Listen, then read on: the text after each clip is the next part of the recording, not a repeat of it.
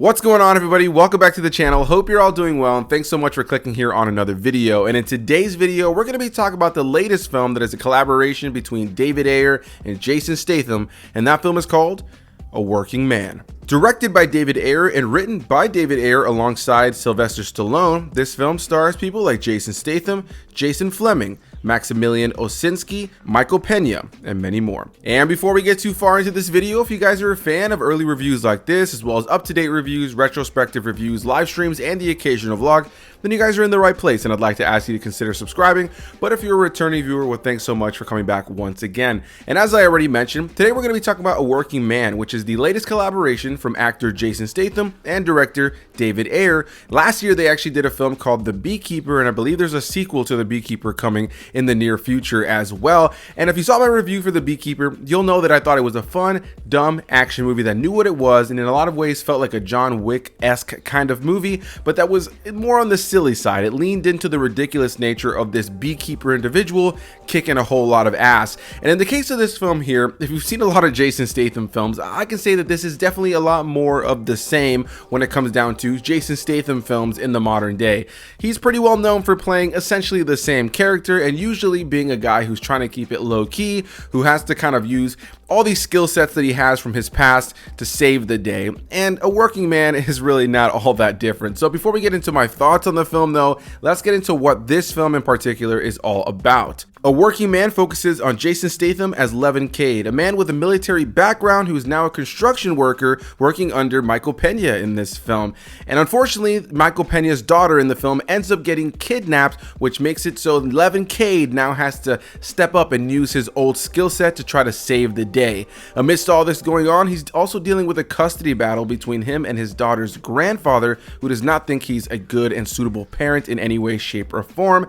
And as you would expect, he goes along the way trying to save this kidnapped daughter of his boss and trying to be the best father he can. That's the base gist of this film. And if you've seen any other Jason Statham films, then you have seen this film. I'll start this off by saying that Jason Statham is an actor I've always enjoyed, and even though he plays pretty much the same character in every movie that he's in, he's great at it. He's badass, he looks the part, and he's able to really sell you on this badass character that he is, and it's no different here. I think his performance here is solid. I think he's absolutely what works about this film. Everything that was enjoyable about this film is Jason Statham, and the action around him is great. There's some fun choreographed action that oftentimes is comedic to watch, but for the most part, it's pretty badass. There's some really great moments here where Jason Statham and that great action choreography worked hand in hand to give you some fun sequences, especially as you get to the third act. Unfortunately, with all that said, I found that A Working Man was on the lower side of Jason Statham's action movie career. This for me was just generic. It was a slog to get through, and with every passing moment, I found myself more and more disconnected from the film in every conceivable way. As the movie goes on, we're introduced to several, I want to say almost 6, 7 different villains throughout the course of the film, all on different levels. Some that are supposed to be the big boss. You have this group of Russian characters across the board, some that are meant to kind of be the bumbling idiots of the group. They all have their associates and their gang members, their goons that are around them the entire movie.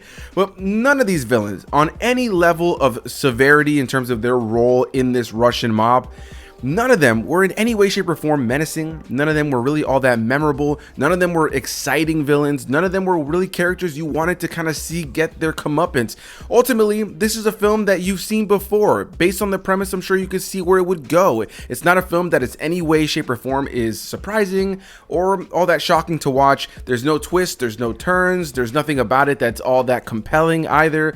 I was honestly really bored watching A Working Man outside of the action sequences. Every time an action sequence came in, I was like, all right, I'm back on board. Only for me to realize that I was just on board because I like Jason Statham and I'm a sucker for a good action sequence, but that everything else around it made for a pretty forgettable movie that ultimately just had me scratching my head as to why they made this movie. David Ayer and Jason Statham, I think, had a fun movie last year, like I said before, with The Beekeeper, a film that knew what it was, a film that leaned into its hokiness, a film that was action-packed, but also had an identity. It didn't take itself too seriously. In the case of this film, I found that the tone was a little unbalanced at times. There are moments in the film where I think that the movie is funny. There's some great moments of levity that I do think definitely add to certain moments and the charm of the film, especially in some of those action moments. It just just small moments between characters in the film. But for the most part, I think the film takes itself too seriously, and so there are a lot of lines of dialogue in this film that I don't think are meant to be funny that come across funny. Ironically, I think there's just this element of this film where there was people in my audience laughing at the movie in moments where it's not actually funny, and then there's moments in the film where they're actually trying to make a joke, and sure, it would get a couple of chuckles, but then there's a couple moments in the film where they were trying to make a joke, or there's the line that's clearly meant to be the funny line that didn't get any laughs at all. For me, the balance of the film's tone was all over the place, and I found myself just kind of not caring as the runtime was going on. Again, I was a sucker for Jason Statham and the action. I also praise, the set design and the locations used, especially in the third act. The big action set piece at the end definitely is in a cool place, and I enjoy the scenery and the setting of it all, and as things start to get blown up, that part of it, and the movie magic behind making explosions and all that kind of stuff. I'm a sucker for all that kind of stuff, and I think that's pretty solid here. But as the runtime was playing out, I just found myself so bored by this movie and just so uninterested in all these characters, because it all just feels so predictable, so generic, so been there, done that, not only in the action genre, but for the action genre featuring Jason Statham in the center of it. I ultimately can't understand why he continues to make these kinds of movies, and I think there's going to be a percentage of the audience, and I hate to throw her under the bus. I was with my mom with this, and she's a big Jason Statham fan, and for her it was kind of like, hey, I like this guy, I can just enjoy a film like this and shut my mind off, and I don't really care. On one hand, I can appreciate that, but on another hand, I think there's already substantially better films with Jason Statham at the center of it that you can watch that give you this movie and so much more.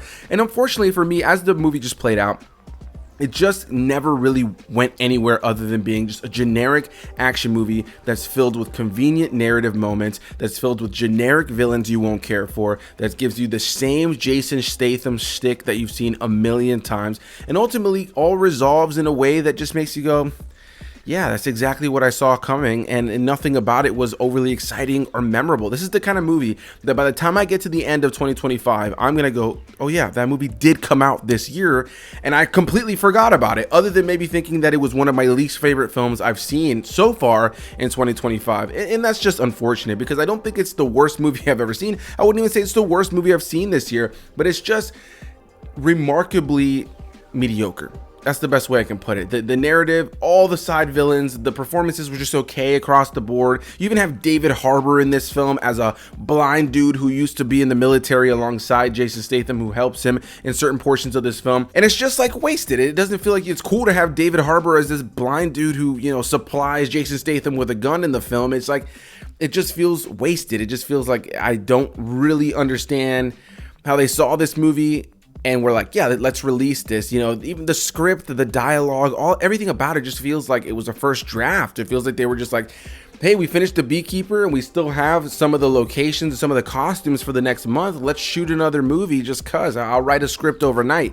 That's really how this movie felt for me. It's again, not the worst movie I've seen this year, but by no means is it a film that I can recommend that you guys run to theaters to see. I'm sure some people will enjoy it enough, but this is definitely the kind of movie I would say to wait to watch on streaming. Again, you can watch worse, but by no means is this a film to spend your night out and go and actually spend full ticket prices to go see it. It's just not. There's just way better things to see in theaters, and that's going to be my long rambling rant on A Working Man. I wish I enjoyed it more. I wish I enjoyed it even as much as I enjoyed The Beekeeper from last year, from the same director and from the same star. I just think that this movie, again, the tone was off and it just, something was missing. It never did anything to have its own identity. It felt so generic. So anyway, guys, I'll see you guys in the next one, and let me know down below, are you guys planning on checking out A Working Man? And if you've already seen it, did you like it? Did you not? And if you've already seen it, did you like it? Did you not like it? Whatever the case may be, leave any and all comments down below, and I'll see you guys in the next one.